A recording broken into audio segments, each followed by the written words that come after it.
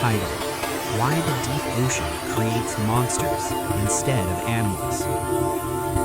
Far below the waves, past the reach of sunlight, past the last place a human breath could survive, there is a world that looks unfinished. A place where shapes feel wrong, where eyes are too large, teeth too sharp, bodies too thin or too swollen, as if nature stopped following the rules we recognize.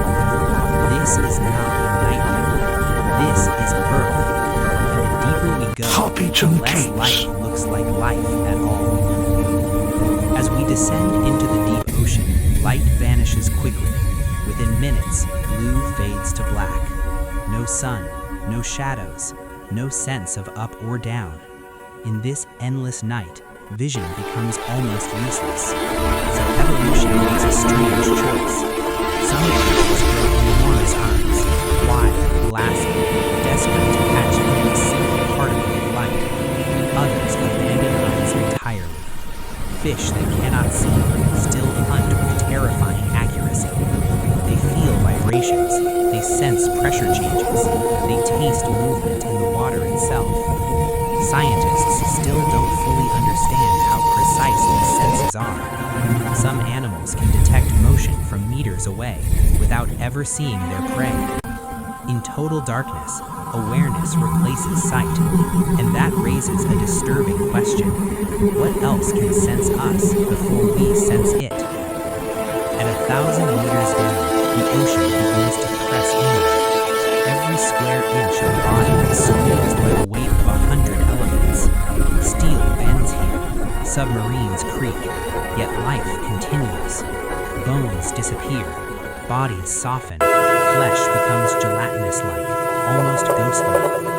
Deep-sea fish aren't built to resist pressure, they surrender to it. Their bodies match the ocean's weight perfectly, so they don't collapse. Bring one to the surface, and it doesn't survive. It doesn't explode dramatically, it simply falls apart. Scientists still don't know how these creatures evolved such fragile perfection. Evolution didn't make them stronger, it made them compatible with crushing reality. And that makes you wonder, how many forms of life only exist because they never leave this depth? Further down, hunger without mercy. Food here is rare. No plants grow. No sunlight feeds life. Most meals come as accidents. A dead fish drifting down, or a single mistake made in the dark. So evolution turns hunger into a weapon. Mouths stretch wider than bodies. Teeth curve inward like traps. Stomachs expand to hold meals larger than the hunter itself. The anglerfish becomes a floating lie, a glowing lure, waving gently, pretending to be harmless. When something curious approaches, it's already too late. What's unsettling is how patient these creatures are. Some can go months, maybe years between meals. Scientists still debate how Imagine a place where sunlight has never existed, where pressure can crush steel, where silence feels heavy and hunger never sleeps. As we descend into the deep ocean, shapes begin to appear. Not quite monsters, not quite animals. And then you notice their teeth. Too long, too sharp, too many. Teeth that look useless, teeth that look wrong. Down here, nothing about survival follows the rules we know, and the deeper we go, the less sense those teeth begin to make. Descent begins, the first layer, 40 to 140 minutes. At around 200 meters below the surface, the light starts to fade. This is the twilight zone, a world caught between day and night. Food here is scarce. Meals don't come daily, sometimes not even monthly. And in this environment, Deep-sea fish develop their first strange rule of survival: never let go of food. Many fish here have teeth that curve inward, like cages. Once prey enters the mouth, there is no escape. Some species have teeth so large they can't even close their jaws properly. It looks inefficient, even broken, but in a place where the next meal might never come, losing food is more dangerous than looking strange. Scientists still don't know how often these fish actually eat. Some may survive on just a few meals a year, which raises a question: how extreme must hunger be to reshape an entire body? Deeper still, the pressure zone, 140 to 250 minutes. As we sink past 1,000 meters, pressure becomes unbearable. Here, every square inch of a body is squeezed by the weight of the ocean. Bones soften, muscles weaken, but the teeth remain. In fact, they get worse.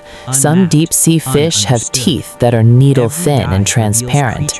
Others have fangs so long they pierce through their own skulls, resting beside the eyes. These teeth aren't for chilling, they're traps. In the deep sea, prey often drifts by slowly, half dead already. The goal isn't to fight, it's to grab, instantly. Scientists believe many of these fish strike blindly, reacting to vibrations rather than sight. Their teeth compensate for what their eyes cannot see. But here's the mystery: how do these teeth stay sharp under such pressure when most materials would collapse? We still don't fully understand how deep-sea teeth resist damage so well. The midnight zone, where teeth stop making sense, 250 to 410 minutes. Now we enter the midnight zone, total darkness, near freezing temperatures. This is where logic breaks. Some fish here have more teeth than prey, rows upon rows, layered like spikes in a nightmare. Others have teeth on their tongues, on the roof of their mouths, even on their throats. Why? Because prey down here doesn't fight back, it floats. Many deep-sea animals are soft, jelly-like, fragile. Teeth aren't just for killing, they're for holding shape. Without bones to chew, these fish use teeth to anchor food, preventing it from slipping away in slow motion. What's unsettling is that scientists still don't know how these animals evolved such extreme designs when encounters with prey are so rare. Evolution usually rewards efficiency. Down here, it rewards excess. The abyss, teeth as a survival gamble, 410 to 520. At the deepest levels we've explored, life becomes even stranger. Some fish grow teeth larger than their own brains. Others can't fully close their mouths for their entire lives. These teeth cost energy, they slow movement, they make escape harder. So why keep them? Because in the abyss, survival isn't about speed or strength, it's a chance. One bite every few months can mean the difference between life and extinction. Scientists suspect many deep-sea fish are living on the edge of starvation at all times. Their teeth are a gamble, a final adaptation for a world where opportunity is rare and unforgiving. And here's the unsettling thought: we've only explored a tiny fraction of this realm. What we've discovered only deepens the mystery. Ending: wonder, not answers. The deeper we look, the less familiar life becomes. Teeth that don't make sense, bodies shaped by hunger, creatures designed not for comfort, but for survival at any cost. The deep sea reminds us that Earth still holds worlds we barely understand, worlds where evolution writes rules we would never imagine.